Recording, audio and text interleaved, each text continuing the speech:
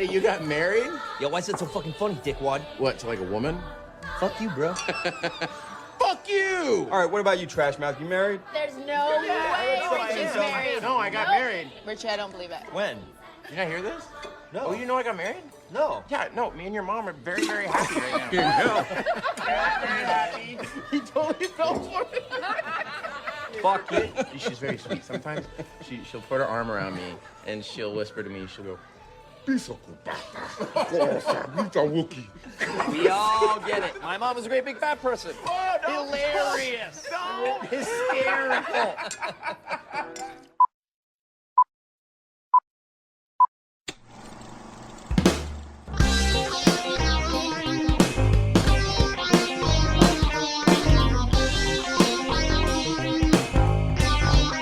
Chris Scouser here with Matt Howell.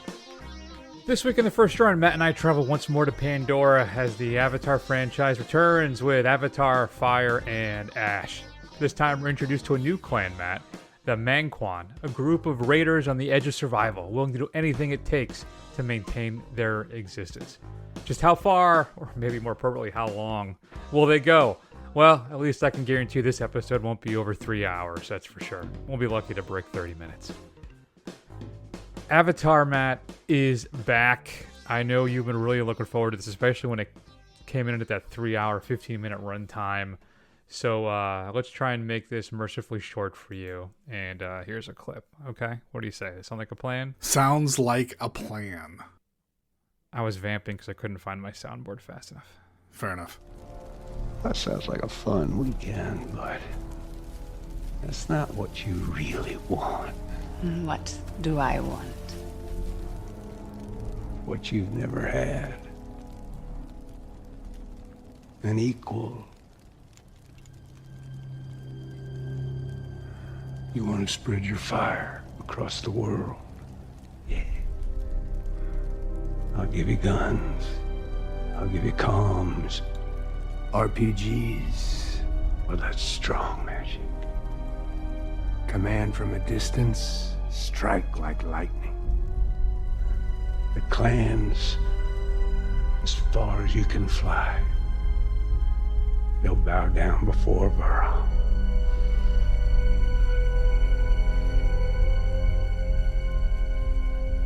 You want to take on anyone? You need me.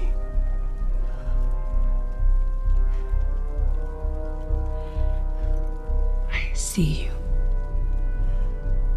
Damn right you do. Oh, Matt. What is Avatar 3? 3's not in the title. Avatar, Fire, and Ash all about? So it's obviously after the events of the last Avatar. They are the Sully family, which seems strange to call a family of aliens the Sully family, but the Sully family are still living with the pacifist tribe that's like a water tribe or whatever. And Spider, their kind of adopted human son, he can't breathe the air and his masks are running out, and it's just a matter of time before he's unable to basically stay alive without being with the human populace of Pandora. So... Pink Skin's right. Racist. Anyway, they hatch a plan to go take him and drop him off with some traders to the human settlement.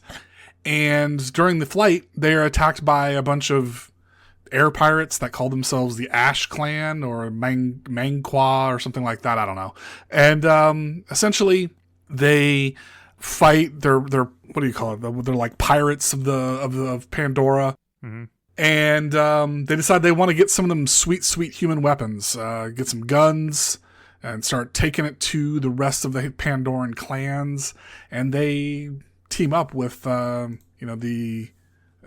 human invaders to get what they want and act as their foot soldiers and kicking everybody's ass. Yeah, that's good. It's a really hard movie to like summarize because literally I have to tell you the whole story for it to really make any sense. But you could just tell people to watch the first film. or the second film, because it's the same film. Right. I mean, the big climactic fight scenes are bigger, they're louder. You get new creatures, which I appreciated. But it's the same movie as the first two, but maybe dumber. So, though oddly, I'll say it may be the most entertaining of the franchise for me, but it's also kind of the most infuriating. I think Cameron's narrative is still woefully insulting and dumb. But I will say it looks good, better than good. It looks fantastic. Again, he's built this world that you feel like you could reach out and touch. He does use a higher frame rate as well, which gives everything this kind of this much more authentic, real feel, but then also makes it sometimes feel fake. I don't know what it is about that higher frame rate. You lose the cinematic authenticity when you're going for more realism, if that makes sense. And it's the same movie. It's the same movie. Mm-hmm. But which is frustrating because also too so watch the first film. Walter Chow, which maybe I'll post a link, wrote a review of this, which is damning, which I agree almost wholeheartedly with, though he gave the thing 0 out of 5 stars. Mm. Because initially there was a group of people who thought like the first Avatar film was kind of more about, obviously it's the anti-imperialism, it's a colonial message, right? Which I think gets even further muddled in this film, but was a metaphor for the Native American genocide in the United States. And he confirmed that years later, saying specifically it's about the Lakota Sioux tribe. And that maybe if they could see into the future and would have seen what would have happened to their tribe, to their land, how they have like the highest suicide rate of any kind of population in the United States, that maybe they would have fought harder. Which is incredibly insulting and demeaning and just stupid. And this film just kind of leans more and more into that, but it's not as, I don't know, for me it wasn't as in my face about like the first couple films it were. I think maybe it's because it's just a retread of everything we've seen before. Though it looks great, but I just don't know, Matt, if at this point, 3 films in, it's just not good enough anymore for me. Mm-hmm. Am I off base? What are your thoughts on this film? No, you're not off base. I mean, this franchise is one that I have, as we like to say on this show, no juice for. You like to say it. I hate that phrase. No, you like to say it just to make fun of me. So therefore, ergo, you are part of the problem. Yeah, you're part of the problem. Which is strange. I mean, I'm a fan. I'm probably a bigger nerd in the traditional sense than Chris is, and I really enjoy like the kind of world building franchisey type films or fiction, and this one just has nothing for me, right? I think not even the introduction of the Ash people.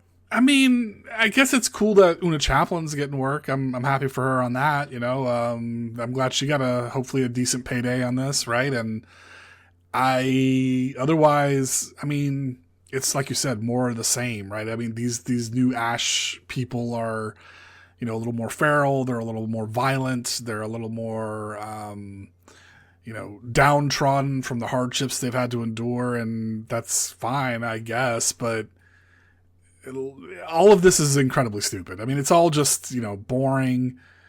It's, when are we going to get to the next action scene that looks really good?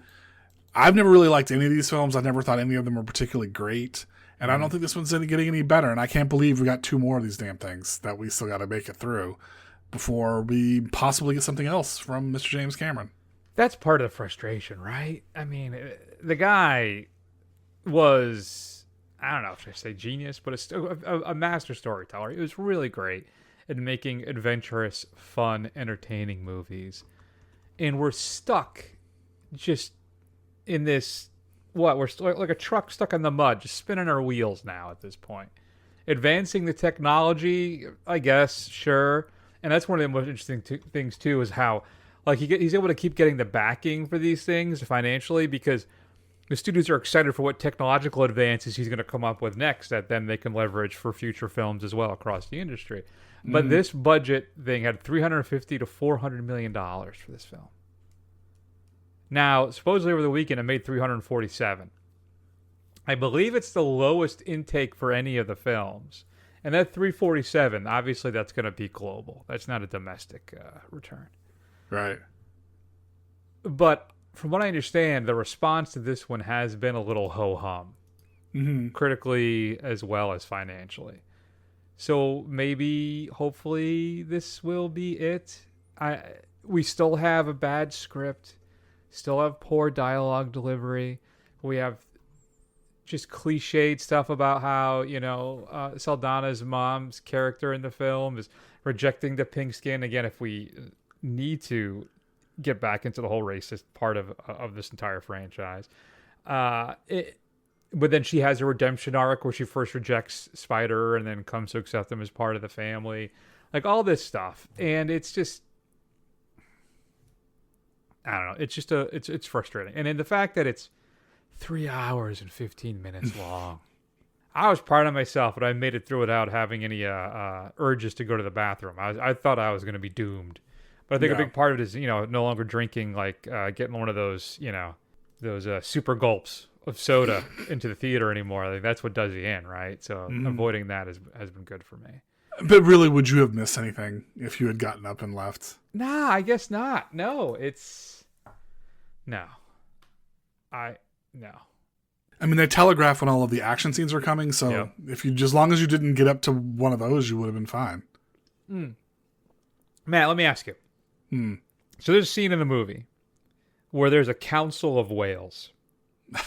Yes. Right? They're there's the matriarch, and they're just a bunch of old, wise, whale-like creatures.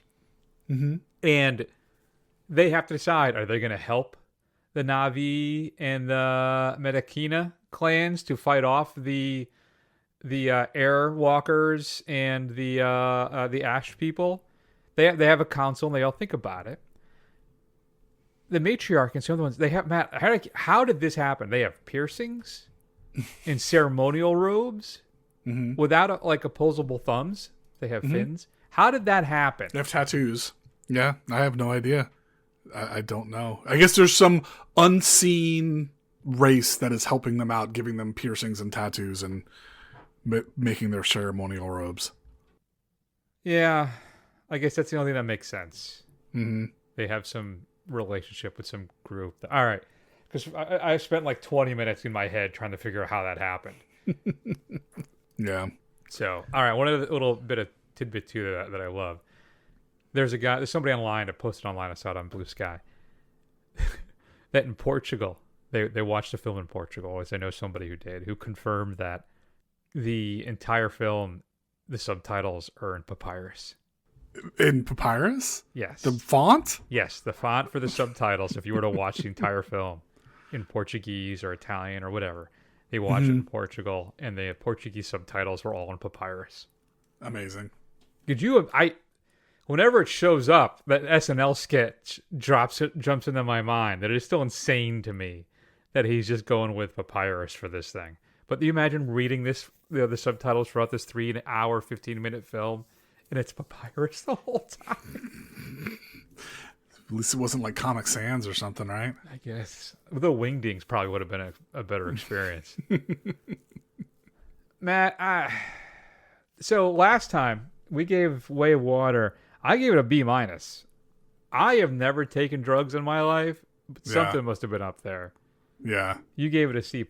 I can't find the OG Avatar in the report card. It's probably on the earlier website, which I don't think I have anymore. So, and I said this was the best of the franchise so far.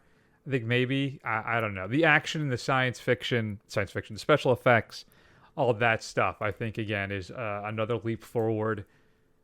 But outside of that, no. I'm sitting at I'm at a D, I think. I'm at a D. A D?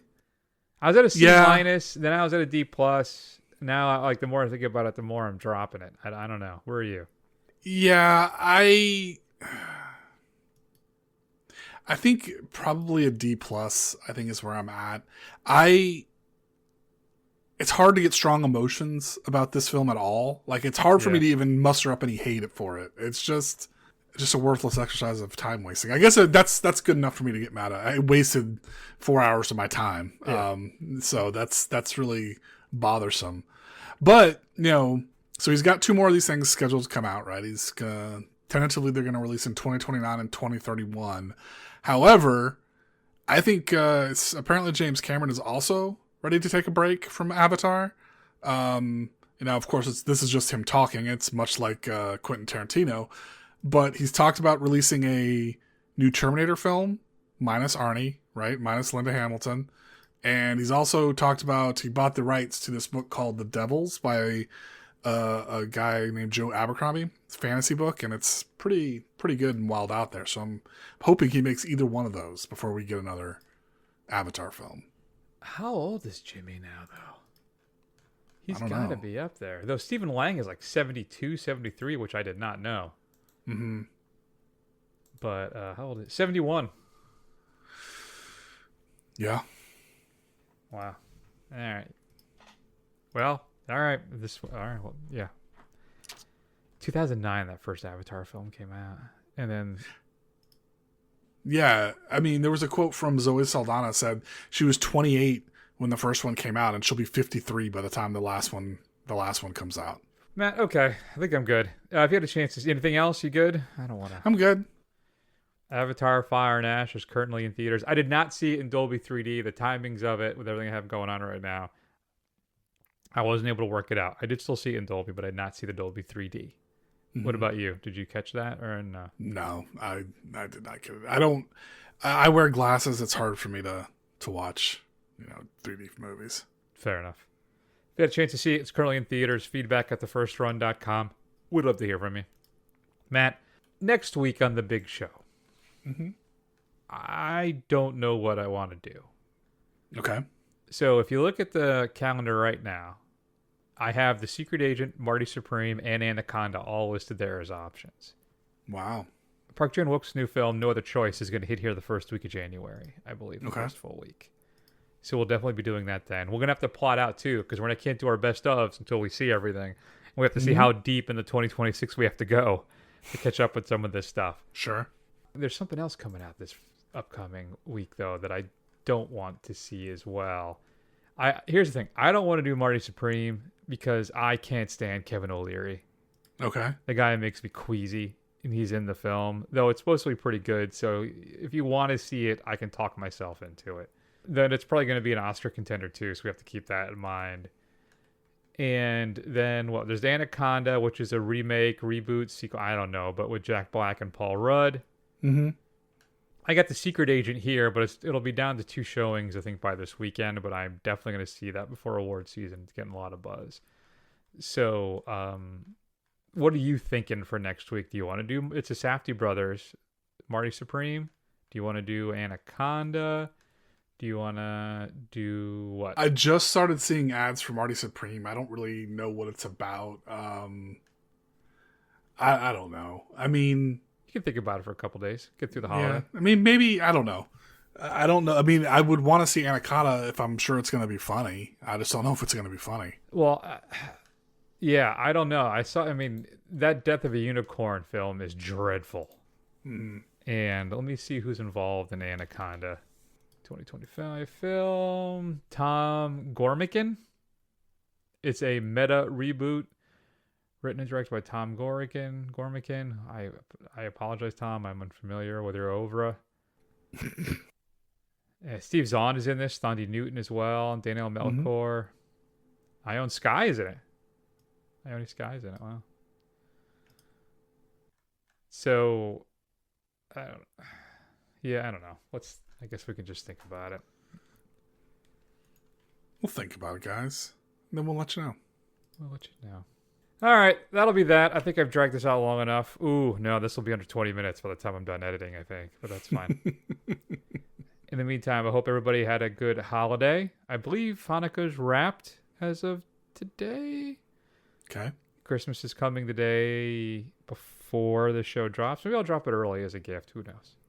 Head over to thefirstrun.com. You can find archives of all the old shows. The report card is there, which is pretty up to date. I will have it updated, Matt, obviously before the end of the year. Well, before we do our best of the year stuff. And then there's a little player there. You can hit play and I'll start running through all the episodes. You can find us on YouTube and Facebook-ish and Instagram and Blue Sky. Do a search for The First Run. Scroll. Eventually you'll find us. And then head on over to Apple Podcasts and give us a review. It'll help other people find the show. And I guess that, Matt, will be that for this week. I hope everybody has a great end of the year. We love you all very, very much. Mostly all of you, I'm sure. We're going to go ahead now and take an extended break, and we will see all of you soon. Take care.